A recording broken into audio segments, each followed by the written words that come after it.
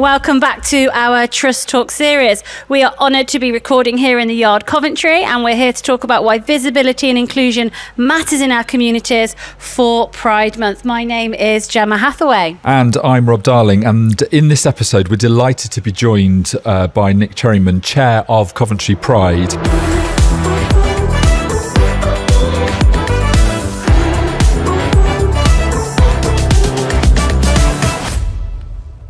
Thank you for joining us today, Nick. How are you? I'm tired. I've just had the Pride weekend and I'm absolutely knackered. Tired but pleased. I'm very happy with how it went. Brilliant. And even though, as we said in the last episode, whilst recording, we're coming to the end of Pride Month, we're also coming on the back of, as Nick just said, Coventry Pride Weekend. There was so much happening, and we said in the last episode, but we were there as a trust at the Pride March this weekend. For you, Nick, Pride Weekend must have been huge. As chair of Coventry Pride, there must have been so much work that goes on behind the scenes that people don't see.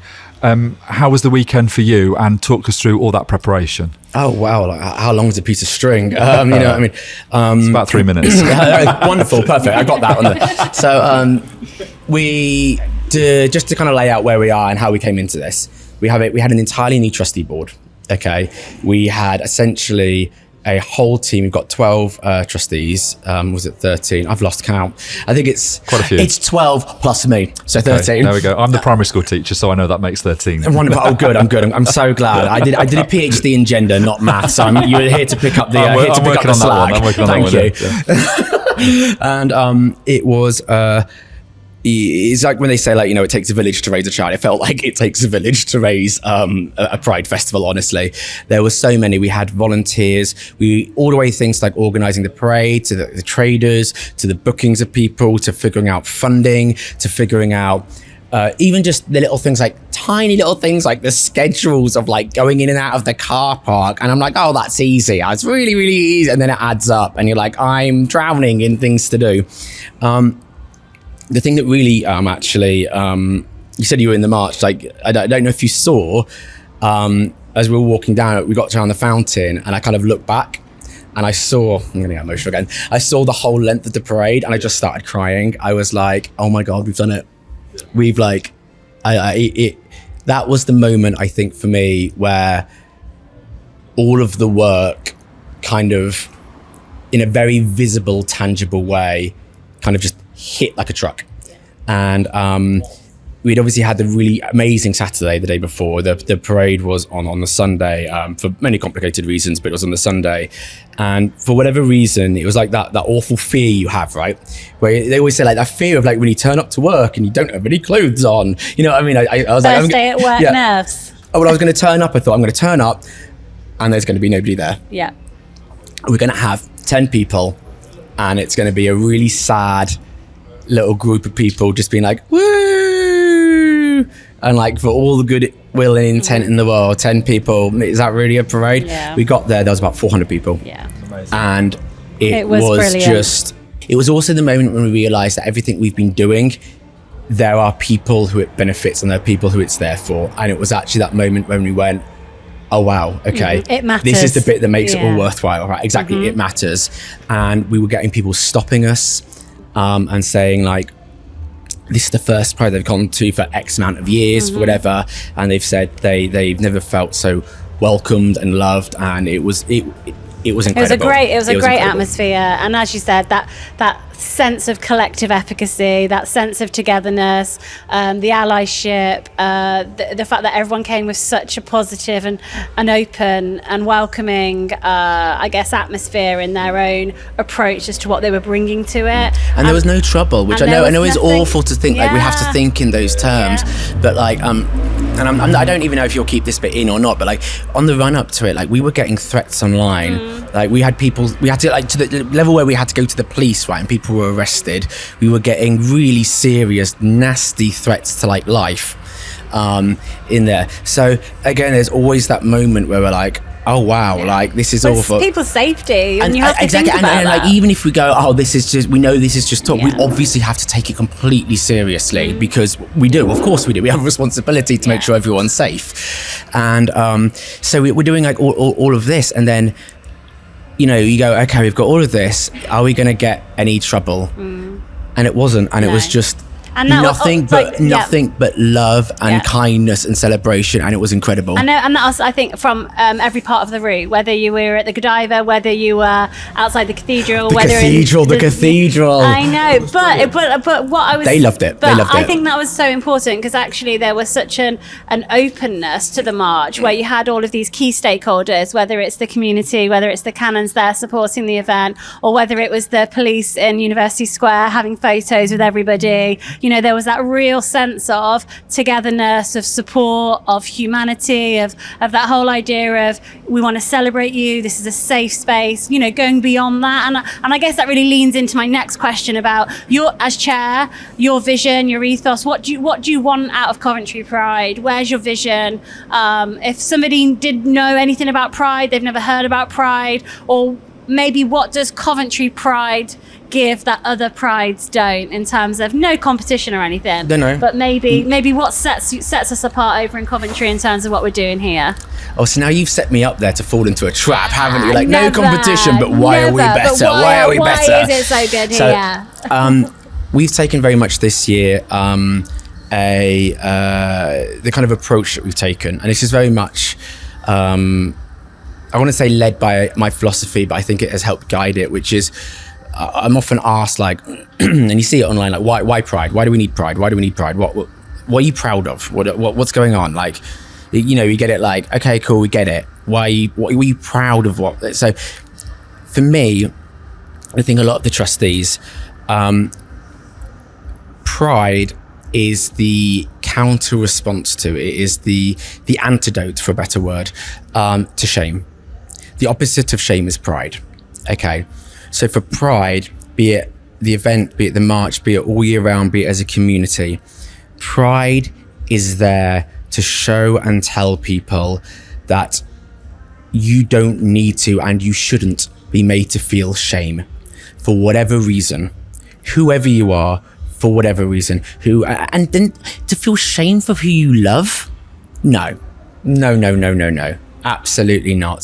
So we've told people from the get-go, and it was actually, we made it into the BBC article recently, and we said, basically, anyone who supports that idea, anyone who believes in the idea that we shouldn't feel ashamed for who we love and who we are, who is welcoming and kind and accepting, they are welcome at Pride. Yeah.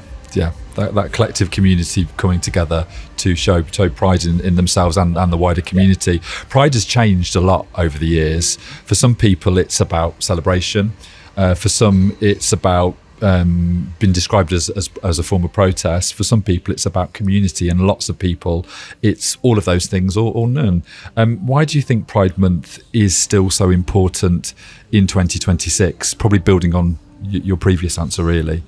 Yeah, it does build on that. I mean, I'm going to answer it with a kind of a rhetorical challenge back, as it were, which is going to be, it's my response when people are like, why don't we have straight pride? Why don't we have that? And I go, well, you know what? When there is a country where being straight is illegal, I'll be the first one on that picket line with you. And until then, until there's equality for everyone, we need pride. And I don't want to say just pride at the expense. All movements like this, think like Black Lives Matter, think like kind of Disability Awareness Month, think of, you name it, right? Marginalized groups exist. Whether we like it or not, that is a fact. So it's singly about this, but broader as well at the same time. Absolutely. Yep. And it's about being there and being supportive and being kind of showing that people belong, people are there, people exist. Wishing someone isn't there doesn't nullify their existence. And kind of shouting and being nasty and cruel doesn't get rid of them. All it does is hurt people. Like, why are we doing this? Like, so instead, Pride is very much, it's going to be there, and I think it should be there. And I think as time changes and different perspectives of different people and the world changes, 100 years from now, Pride might be something completely different, and that's okay. Okay, that is okay, as long as we are also there fighting for those who need it most. Absolutely. And I think for us as a multi-academy trust that gets to serve thousands and thousands of young people, representation matters so much. The intentionality of what the children are encountering, whether it's in their curriculum, whether it's in their books, whether it's in their teachers, whether it's in what they are being exposed to in trips or visits and visitors. And I think we really want to understand and appreciate that school is also a place where young people also begin to think about who they are, and approach this idea of fitting in a really inclusive way. So why do you think it's really important for young people to see people that are confident in being themselves? I shared something on the stories, Coventry Pride story last night. I don't know if you had the chance to see it. And I said that my biggest regret from the whole weekend was actually very, very early on. One of the trustees came up to me and asked if I'd be free to talk to someone. And I was like, yeah, who are we talking to? And the trustee, she said to me, there was a young person, 12 years old. And they were, to clarify, I have no idea which school they went to or anyway, just to make that clear. But they said they were being bullied in school. Really, from what I understood from the conversation, quite nastily. Like, not as if there's better bullying than others, but like it was a really unpleasant kind of bullying, because they'd mentioned they'd wanted to be a drag performer. And a lot of it was actually seeing me as a drag performer, me as, oh God, dare I say it? It feels so weird to say this. Some people view me as successful. You know what I mean? I'm very fortunate that I've had the privilege of being in the position I'm in now, my education, where I live, and so on and so forth. And I appreciate they are massive privileges to me. Being able to go, actually, people will tell you these things and it will make you feel bad, but that means nothing. There are going to be people there who are there for you, and you can succeed and be successful. Seeing oneself represented on a stage or even in life, okay, is so important. On like a personal level, I remember I spent a long time, many moons back, where I was very confused about my gender, for example. And it was when I actually first heard the term non-binary, for example, I just went, oh my God, that's it. And for me, that was like my moment of seeing representation. Someone kind of explaining what being non-binary was for me that moment when, oh my God, someone else gets it. I belong. I have a place. This is a thing. The visuals and the words at the same time. It's all of it. Yeah. It's seeing people happy and successful, and you being able to go, oh my God, that could be me. And it's within reach. That is me. I can do that, and it's easily there. And there are people there who will support me and love me. When I say it is life-changing, it is, and I mean it, no hyperbole whatsoever here. It is a life-changing thing for people, and it is so important. Life-affirming as well. Absolutely. Yeah. Our time is nearly up, and our last question that we've asked to everyone today is about looking ahead. Not quite yet, because it's another year before Pride, and you probably won't want to talk about that until after Christmas. I have plans already. Okay, all right. We'll hear that in the next podcast. So, looking ahead, what would you love to see? And I'll probably wait for a minute because there's a big lorry coming past. Take two. Hi. And our last question we're asking everybody today, looking ahead, what would you love to see happen in Coventry over the next few years in terms of inclusion and community? So one of the things I really want to do is, for, again, want of a better phrase, weaponize pride in the sense of being able to go, what we can do for the community, in the sense of utilizing it, in the sense of being able to go, okay, let's bring people together. It's kind of one of those double-edged kind of questions, I think, where I can go, I would love to see us more connected together and joining, but also it's kind of hard to answer that, because to a certain extent, it's what do people want us to do? And I think it can be both of those things, absolutely. I know we want to keep the vibe that we've got at the minute going, and the collaboration and the celebration and the cohesion. where that goes, I am also, I guess, on a part of a journey to see. That is exciting and daunting in its own right, and probably a great... Sounds like a day at school. I know. Welcome to Headship. Yeah, amazing. So, well, I think that's probably about all we've got time for today for this episode of Trust Talk. Nick, thank you so much for joining us and for everything you and your team have done through Coventry Pride. Hopefully things can calm down now slightly before next year's only 364 days to go. I think I've got maybe, about 3 hours before I'm back on the clock. So, yeah, it's great. Great. Thank you, Nick. Thank you very much. Thank you, everybody, for listening today. We'll see you in the next episode of Trust Talk. Thank you.